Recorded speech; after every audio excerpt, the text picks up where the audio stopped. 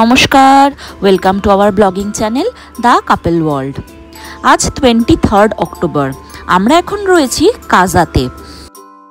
তোমরা আমার আগের হিমাচল সিরিজের স্পিতি ভ্যালির পার্ট 1-এর ভিডিওতে দেখেছো আমরা ধাঙ্কার মনেস্ট্রি, গিউ মনেস্ট্রি এবং টাবোতে টাবো মনেস্ট্রি ঘুরে 22 অক্টোবর রাত্রেবেলা এসে পৌঁছেছি কাজা।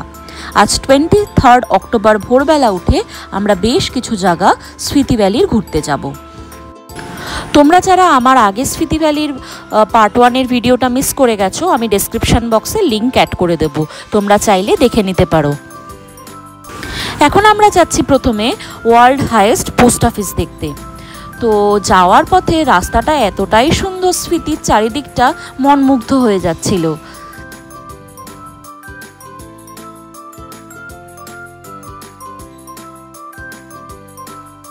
গুড মর্নিং, আজ 23 অক্টোবর। আমরা এখন রয়েছি কাজাতে। কালকে রাত্রে আমরা কাজাতে এসে পৌঁছেছি, রয়েছি বাসপা রিসর্টে কাজাতে। তো কাজা থেকে আজকে সকালবেলা আমরা ব্রেকফাস্ট সেরে ঘুরতে এসেছি কাজার লোকাল সাইট সি। তো ফার্স্ট আমরা যেটা দেখে নেব সেটা হচ্ছে ইন্ডিয়ার লাস্ট পোস্ট অফিস, সেটা একবার জলদি চলো দেখে নেওয়া যাক, যেটা এবং হাইয়েস্ট অল্টিটিউডে রয়েছে। চলো দেখে নেওয়া যাক।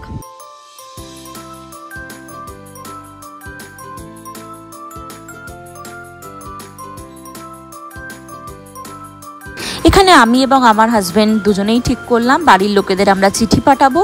আমি আমার বাবা মাকে একটা চিঠি লিখে এই পোস্ট অফিস থেকে পোস্ট করলাম।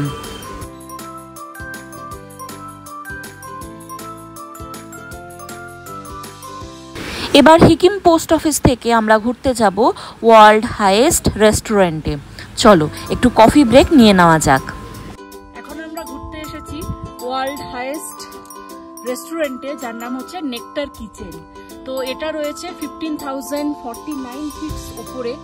তো এই কিচেনটার বা রেস্টুরেন্টের আশপাশের ভিউটা অসম্ভব সুন্দর, যদিও একটু শ্বাসের প্রবলেম হচ্ছে।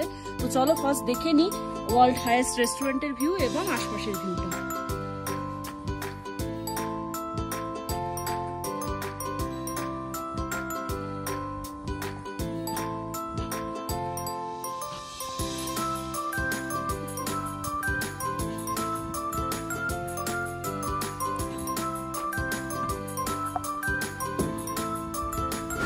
সবাই মিলে কফি ব্রেক নিয়ে এবং সামনের একটা মনেস্ট্রিতেও বেশ কিছুক্ষণ সময় আমরা কাটিয়েছিলাম। তারপরে আমরা আবার এগিয়ে চললাম পাহাড়ি পথে। এবার আমরা যাব নেক্সট স্পিতি ভ্যালির একটি অপূর্ব সুন্দর জায়গা, যার নাম হচ্ছে ল্যাংজা। ল্যাংজার এই ভিলেজটাকে ফসিল ভিলেজও বলা হয়ে থাকে। তো চলো যেতে যেতে তোমাদের এই ভিলেজটার সম্পর্কে একটু বলে নেওয়া যাক। এখানে প্রচুর পরিমাণে জীবাশ্ম পাওয়া যায়। ধারণা করা হয় যে স্পিতি এক সময় টেথিস সমুদ্রের নিচে ডুবেছিল। এখানে একটি 14,500 ফুট উচ্চতার একটি বিশাল বড় বুদ্ধ মূর্তি রয়েছে, যা পর্যটকদের আকর্ষণ করে।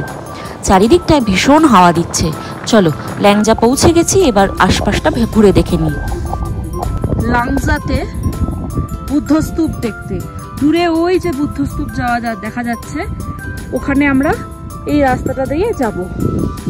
আশপাশের ভিউটা অসম্ভব সুন্দর, একবার দেখিয়ে দিই। এই রাস্তাটা দিয়ে যাব হচ্ছে এই বুদ্ধ স্ট্যাচুতে।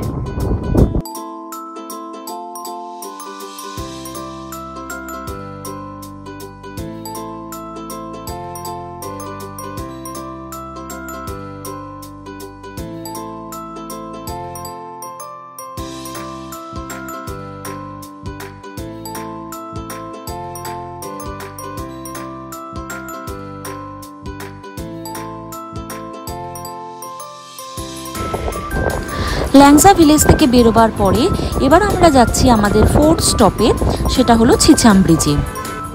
ছিছাম ব্রিজ হলো আমাদের এশিয়ার মধ্যে সবথেকে উঁচু ব্রিজ, যেটা 13,596 ফুট উঁচুতে রয়েছে। এই ছিছাম ব্রিজ কিব্বার এবং ছিছাম নামের দুটি ভিলেজকে একসঙ্গে কানেক্ট করে রেখেছে। ছিছাম ব্রিজে, যেটা দুটো পাহাড়কে জয়েন্ট করে রেখেছে। তোমরা যদি দেখো, এইখানে হচ্ছে একটা পাহাড় আর এদিকে হচ্ছে আরেকটা পাহাড়, দুটো পাহাড়কে জয়েন করে রেখেছে। আর আশপাশের ভিউটা তো অসম্ভব সুন্দর। কম টুরিস্ট এখানে রয়েছে। আমরাও বেশিক্ষণ থাকবো না, মাঝে মধ্যেই ধুলোর ঝড় উঠছে দেখতে পাচ্ছি। তো অনেকটাই উঁচুতে, শ্বাসে একটু প্রবলেমও হচ্ছে, আর মাউন্টেন সিকনেসও হচ্ছে আমার স্পেশালি। তো এটা হচ্ছে ছিছাম ব্রিজ।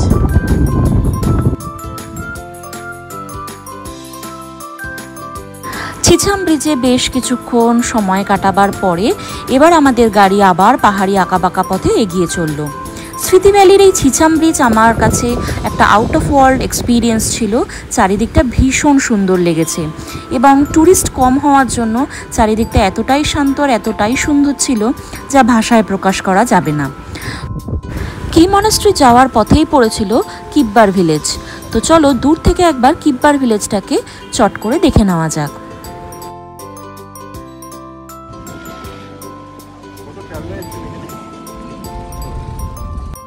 আমরা একটু আগে লাঞ্চ সেরে নিয়েছি কিব্বারের একটা রেস্টুরেন্ট থেকে আমরা ফ্রাইড রাইস আর চিলি চিকেন খেয়ে নিয়েছি। এখন আমরা যাব হচ্ছে কি মনাস্ট্রি। কি মনাস্ট্রির সামনে কি মনাস্ট্রি প্রায় 13,600 ফিটের উচ্চতায় রয়েছে। তো লাঞ্চ করে আমরা এলাম কি মনাস্ট্রিতে। আমি কি মনাস্ট্রির ওপরে আর উঠিনি, কারণ সেই সময় আমার ব্রিদিং একটু প্রবলেম হচ্ছিল যেহেতু এই হাই অল্টিটিউডের জন্য। তো আমি বাইরেই ওয়েট করছিলাম, আর আমার হাজব্যান্ড এবং আরও আমাদের ফ্যামিলি মেম্বার্সরা ভেতরে ঢুকেছিল মনাস্ট্রির। তো আমরা বাইরে থেকেই আশপাশের দৃশ্যটা সুন্দর করে এনজয় করে এবার আমরা পৌঁছে গেলাম আমাদের কাজাতেও সামনে আমাদের হোটেলের সামনেই একটি মনাস্ট্রি ছিল, সেটা দেখে আমরা আবার আজকে হোটেলে ফিরে যাব। আমার এই স্মৃতি ভ্যালির ব্লগটা তোমাদের কেমন লাগলো জানাতে ভুলো না কিন্তু।